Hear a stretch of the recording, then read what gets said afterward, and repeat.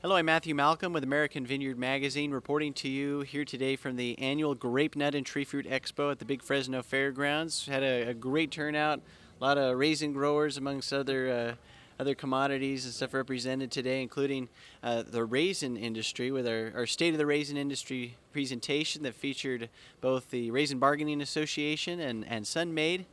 I'm here with CEO of Sun-Maid, Harry Overly. Wanted to talk about what's going on in the industry. Where's the market stand? I know growers are, after having finished up harvest, they're anxious to find out what they're going to get for their crop and Yep. and see where we've had some challenges with supply chain issues and pandemic but where are we now? Yeah, I think the good news is for this crop year, crop 21, we should be seeing improved pricing for the grower base because the commodity price, the processing part of the industry, Sun-Maid as well as the independent processors that are out there, have been working the past couple years very collaboratively, particularly in export markets, to slowly bring price up, even though the industry as a whole was in a long inventory position. So we were faced with a very big challenge, which was how do you bring price up and sell more so that we can get the inventory out but get more for it at the same time, and that's a pretty tricky thing to do. Fortunately, the industry has been more collaborative in the past few years, and I think historically, and that has allowed us to start working that inventory out and slowly bring price up while maintaining our global market share, because the challenge we had that created this whole issue several years ago was the fact that price moved too fast, too high, too fast, which caused the market to collapse. And that market collapse resulted in huge inventory because we had a bigger crop, lower demand. And so the industry, was pretty much shackled with a long inventory position, which put the price down. That price was not sustainable for the growers. We know that. The RBA knows that. And we want to ensure that we get good returns for the growers because we want a sustainable product to sell on their behalf. And if they're not doing well, then we know from a processing perspective that we don't have a product to sell. So good news from 21 is we should see some pricing move up. I referenced in there, I think it's 10 to 15% over last year, and perhaps even a bit stronger depending on where the crop size actually comes in and then what we see happen globally as well.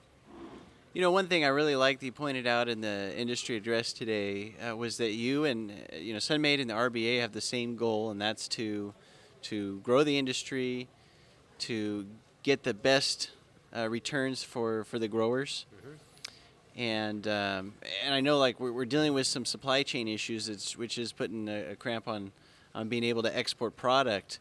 What's Sun-Maid doing? How's Sun-Maid dealing with this challenge?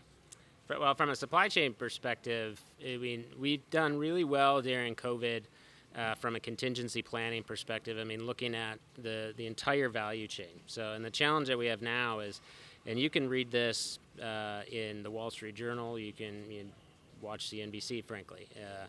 The fact is that even today, the supply chain challenges are degrees or factors more problematic than they were in the height of COVID. And when it hit. And because what's happened is that there's several parts of the supply base. So take the paper industry as an example, because corrugate pricing, the boxes that we have to ship product in and that kind of thing. They saw demand skyrocket. They tried to adjust. They didn't necessarily adjust the proper way, and now they're short, and so they're having problems keeping up with more of even a normalized demand.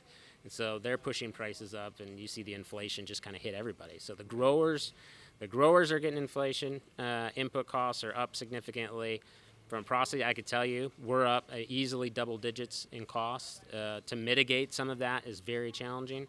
Your suppliers are pushing lead times longer, which makes it difficult to plan and raise prices, et cetera. So what we're trying to do is ensure that we really spend time within Sun-Maid from a leadership perspective of understanding where we see the problems, what are the contingency plans, clear action plans, how are we tracking against those? And ultimately, we can't mitigate all of it, so there's going to be some absorption that we'll have to take, which unfortunately, in our case as a cooperative, means that it reduces some of the return we can get for the grower in that particular year. But the past few years, we've done really well. Last year, we were able to, Sun-Maid growers made nearly 40% more than any other industry grower. So we did well This year, we want to keep, even though we had a stagnant market, we want to see that we can kind of deliver not the same from a percentage basis, but an overall number in the same ballpark is what we're really trying to shoot for. And then, as I mentioned, hopefully we can push the number up a little bit higher for crop 21. So. Well, hey, thank you so much for taking the time, Harry. Read more about these things in American Vineyard Magazine. I'm Matthew Malcolm, CaliforniaAgNet.com.